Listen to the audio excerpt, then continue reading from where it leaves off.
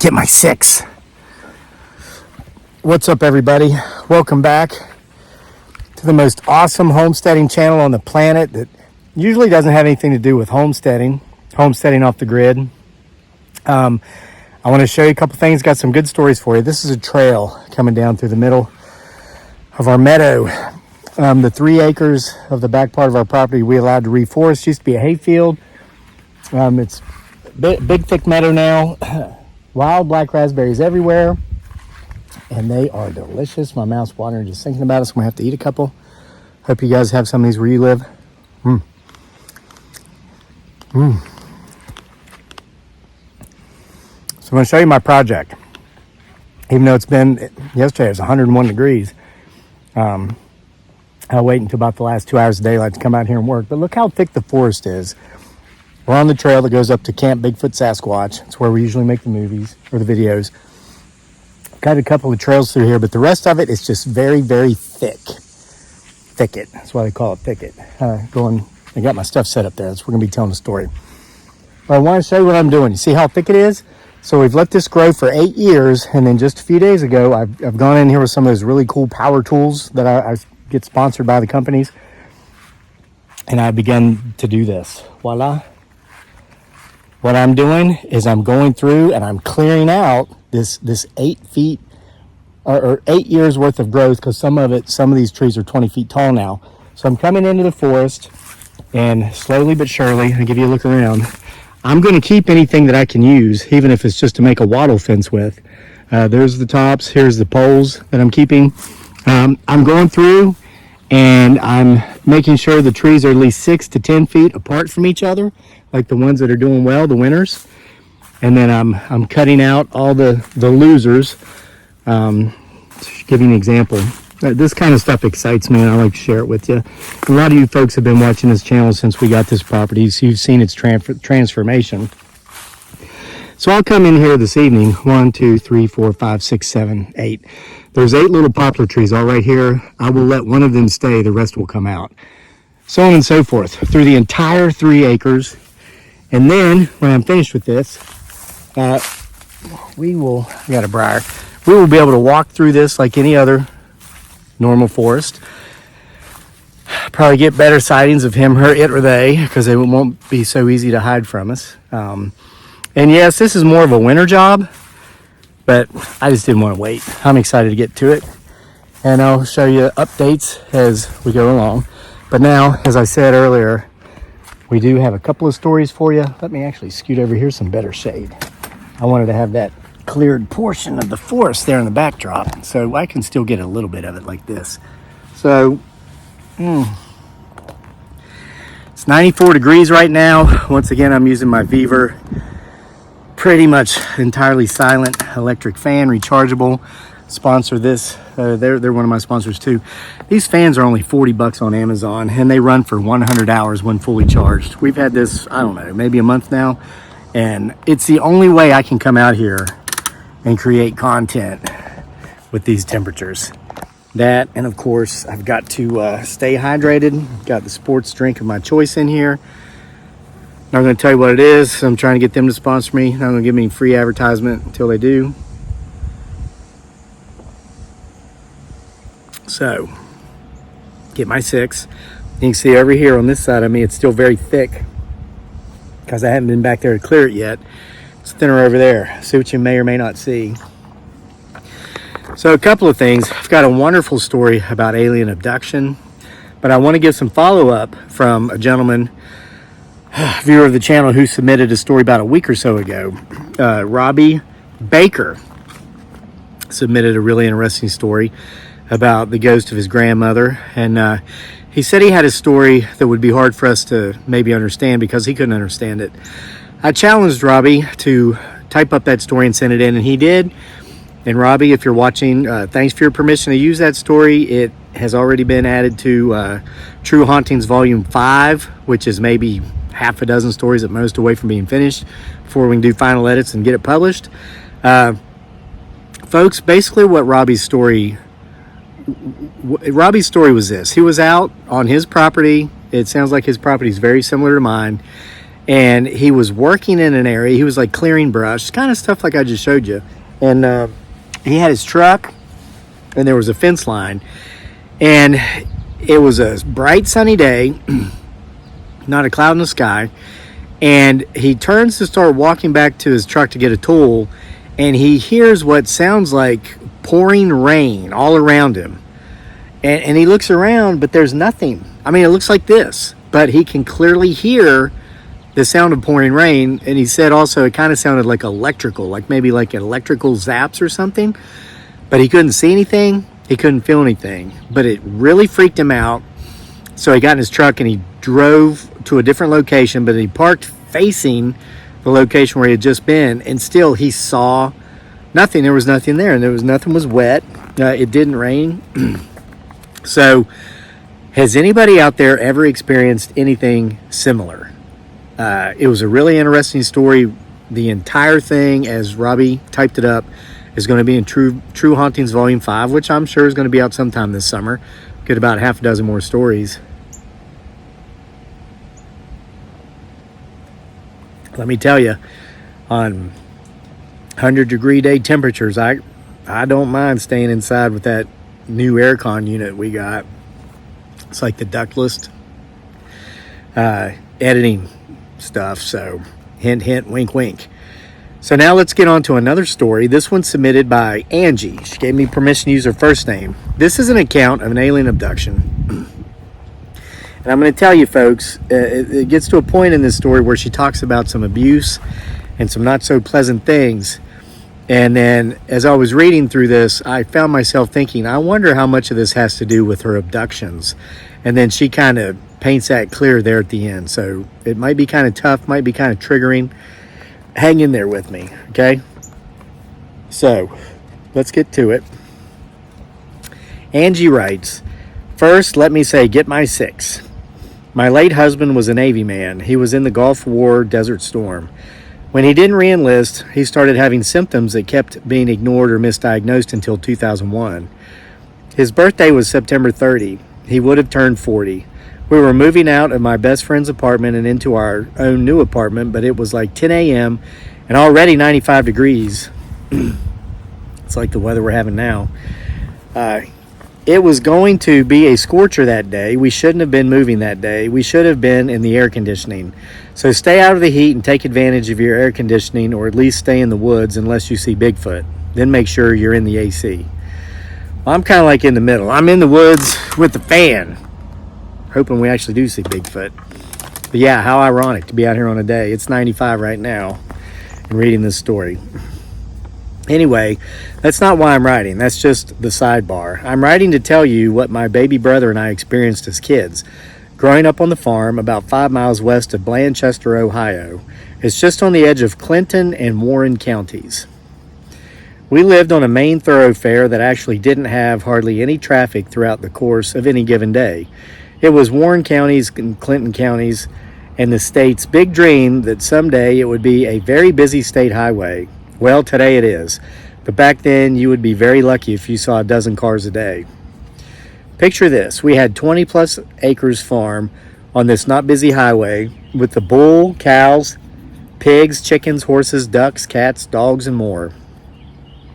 We had a huge garden, a small garden, many flower beds, a wooded area beside the house, all the way back about 3 acres in front of the barns, and a huge field behind the house. In front of the house, there was a moderate landscaped yard with a few small trees, some exotic, the rest just your everyday trees. We had a pretty wide driveway with a few cars parked in it. Across the road was a wooded area for about a half a mile with us right in the middle of it. Under the wooded area was the best creek in the world. The babbling was so relaxing. On a very hot day, it was like being in air conditioning sitting next to it, with your feet hanging down the side, just dripping into the cool, crystal clear water. On the other side of the trees was a moderately sized cornfield, except I think that year it had soybeans in it instead. All of us farmers tried soybeans that year, and most of us quit growing for the government because of the soybeans.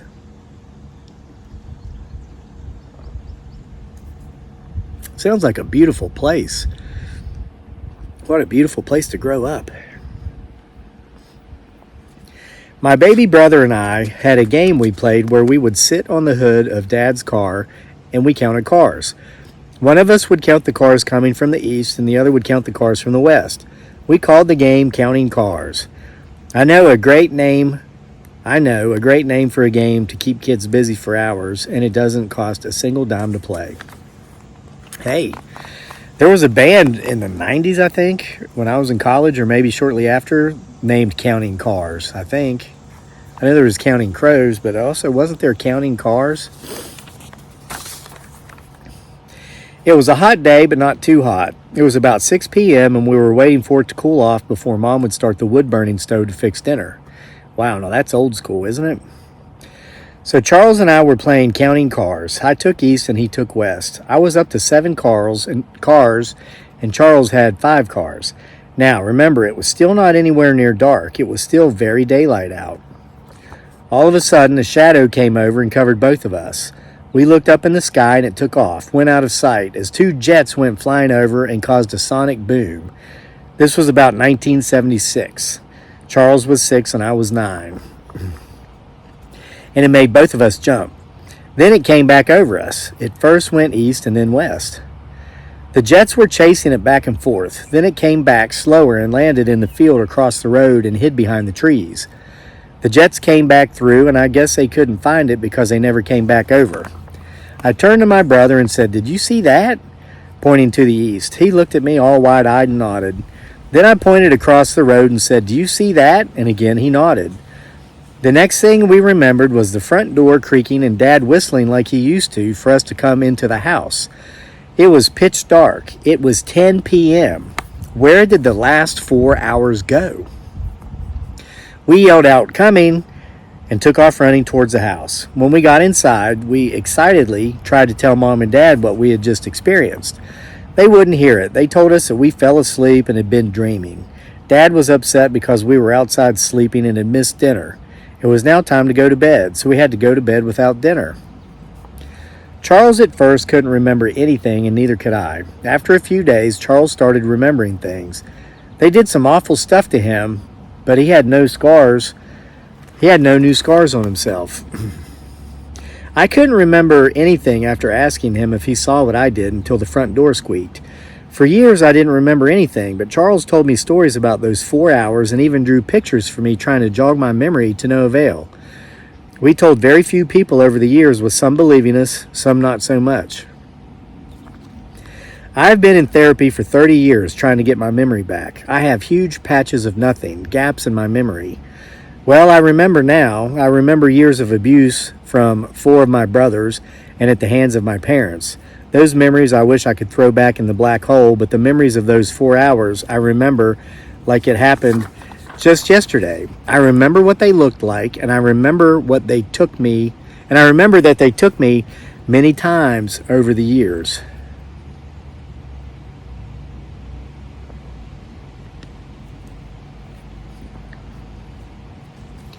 The craft was metallic and shiny. It could disappear to hide if it needed to. It used some kind of cloaking technology. When I was a teenager, they didn't need to beam me any longer, and I just walked up their ramp. By the time I was 13, between my family and my abductors, I found it was easier to just zone out and submit. The abuse didn't hurt any longer. When I turned 18, I left home and never looked back. As for my abductors, I haven't seen them in 20 years or more. I was of no use to them anymore. They couldn't learn from me anymore.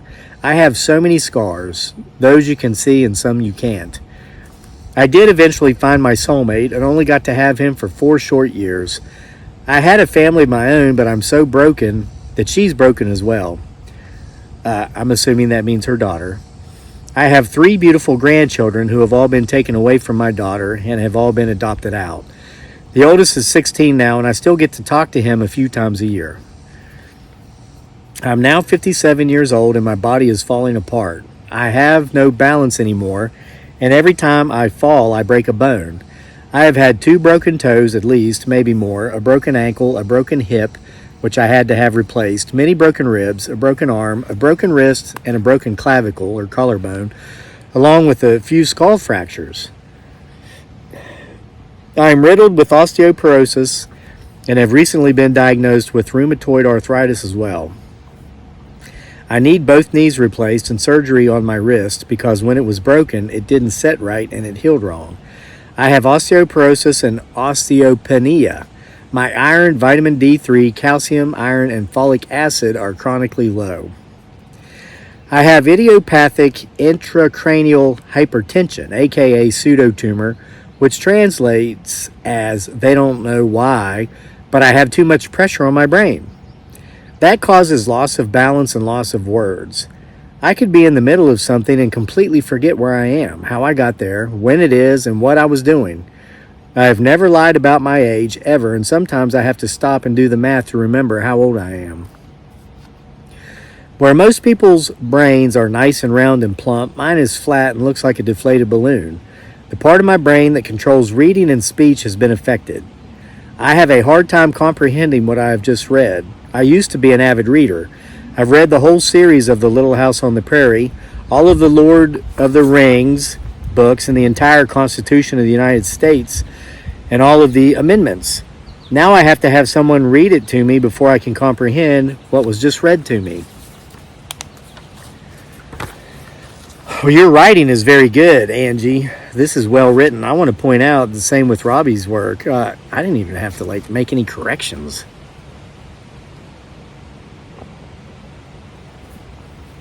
But don't be shy about sending in your stories. We don't mind to edit. I'll get to the email address at the end. I don't want to stop the flow of the story. I forget my words for what I am trying to say to you. The words were just there, but for the life of me, I can't remember the words to finish my sentences. And sometimes I can remember the words, but I can't say them. I have a bad connection between my brain and my mouth. I used to have insomnia, but now I have narcolepsy. I had to quit driving and sell my car. I use public transportation, and I get free medical transportation. I have a cane, a walker, and a mobility scooter. I have good days and bad days. Sometimes I can use my cane or walker to walk up to the other end of the hall, and other days I need the scooter just to go right outside my door to accept groceries or a package. I have a pain pump surgically placed just under my skin on my back that dispenses a drop of Dilaudid every 4 hours around the clock to numb the nerve that sends pain to my brain. It doesn't work as well as I was promised. I can't stand on my feet for even 5 minutes before I am in excruciating pain in the lower region of my back.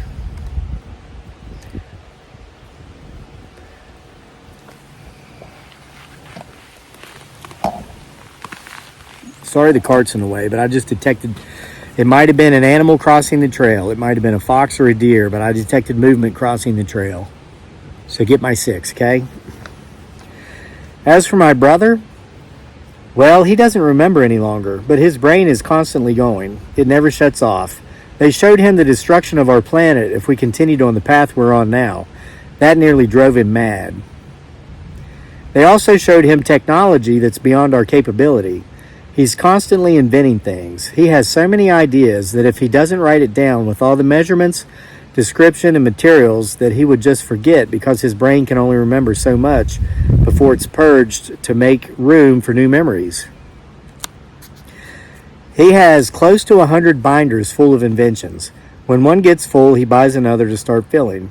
He even builds some stuff. His backyard looks like a junkyard, but none of it is junk. They're all new inventions. He's just a shell of what he used to be. He's out of his mind. He's paranoid. He thinks the NSA is after him. One of his neighbors has a black panel van with tinted windows, and he leaves breakfast and hot coffee on the hood of the van every day. He thinks his phone and internet are bugged. He doesn't sleep much anymore. He found a mouse hole in his bedroom wall a few years back, and he told me that the NSA made a robotic device that looks like a mouse, but it has a microphone, video camera, and phone blocker on it. He said that he kept setting traps for it, but it was so lightning fast that it wasn't tripping the mechanism. So he was in the process of trying to build a better mousetrap. Literally, he has cut off all of his family except his wife and all of his friends. He won't even speak to me anymore.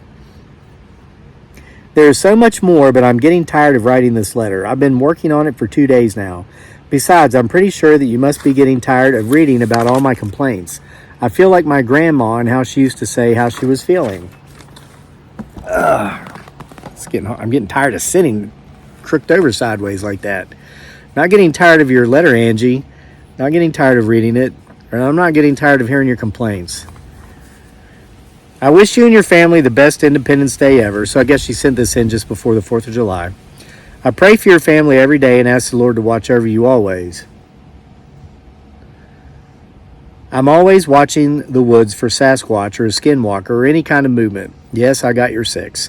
Your show brings me joy. I have a weird sense of humor that most people don't really get. I can relate. But is it any wonder? I'm still healing and I continue therapy. Thank you for making me giggle. You may read all or excerpts of my letter on your channel if you please, and only use my first name. I'll see you in the next video. My best regards, Angie. So, folks, there was it wasn't so pleasant, was it? Angie, I'm sorry that you endured that abuse at the hands of your family members and at the hands of your abductors. And when you go on about what you called complaints, and it's not, you were just letting us know about your health situation, your circumstances, physical, mental, emotional. I found myself asking, how much of this physical damage perhaps was done by what the abductors did to Angie when they had her aboard the ship? I mean, if they were using her as a human guinea pig, as a testing subject, I'm sure they did some poking and prodding and breaking and cracking and just stuff that doesn't come with a happy ending. And now here we see Angie. I don't want to say not experiencing a happy ending because Angie is still here. She's a survivor and she's sharing this experience with anybody who's willing to hear it.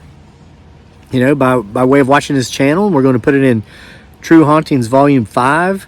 People's personal experiences with the paranormal, supernatural, cryptozoological, UFOs, and alien abductions. And folks, if you have any stories along those lines or any stories that you know of, something that maybe a family member or a friend experienced, type them up, send it to us in an email. The email address is crazylake@mail.com.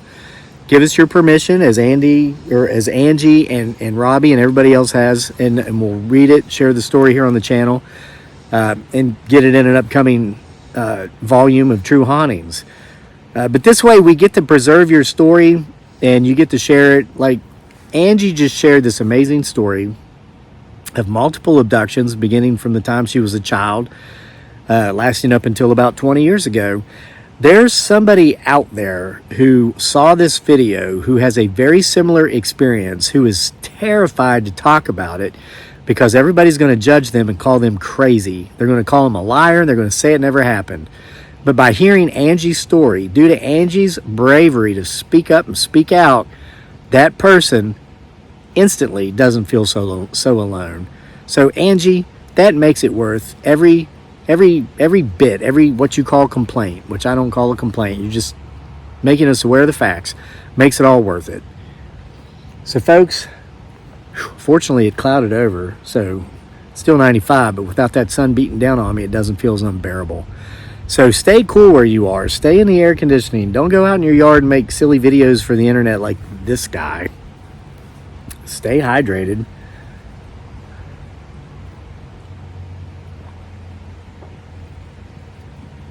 And stay tuned for more from the most awesomest homesteading channel on the planet that rarely has anything to do with homesteading whatsoever. Homesteading off the grid. Thanks to all of you who support me over on Facebook at Sick Twisted Humor. And thank you for those of you who have been following me at Sick Twisted Humor on Instagram. We just started that a week ago, and we're doing great. We've got over 2,000 subscribers in about 9 days. Took us a week to get to 500, but now we're getting 500 plus a day. If you're part of that group, thank you. If you're not, become part of that group. Go to Instagram, search up Sick Twisted Humor. That's me. Follow me over there. Appreciate all your support with all my social media endeavors. See you for more next time.